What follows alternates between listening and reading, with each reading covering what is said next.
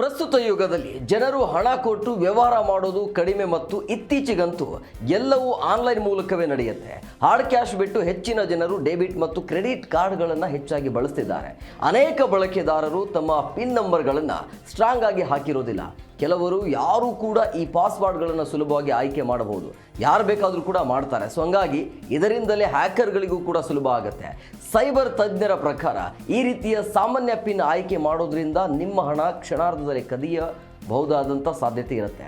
ಆದ್ದರಿಂದ ಯಾವ ಪಿನ್ ಸಂಖ್ಯೆಗಳನ್ನು ಬಳಸಬಾರದು, ಅಪಾಯಕಾರಿ ಪಿನ್ ನಂಬರ್ಗಳು ಯಾವುವು, ಪುನರಾವರ್ತಿತ ಸಂಖ್ಯೆಗಳು ಅಥವಾ ಅನುಕ್ರಮವಾಗಿ ಬರುವಂಥ ಸಂಖ್ಯೆಗಳನ್ನು ಬಳಸಬೇಡಿ.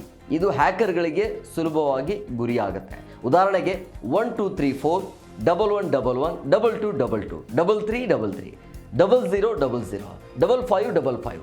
ಅದೇ ರೀತಿ ಪಿನ್ಗಳನ್ನು ಹಿಮ್ಮುಖ ಕ್ರಮದಲ್ಲಿ ಬಳಸಬೇಡಿ. ಅಂದರೆ 4321 ಇದು ತುಂಬ ಅಪಾಯಕಾರಿ ಅಂತ ತಜ್ಞರು ಹೇಳ್ತಾರೆ.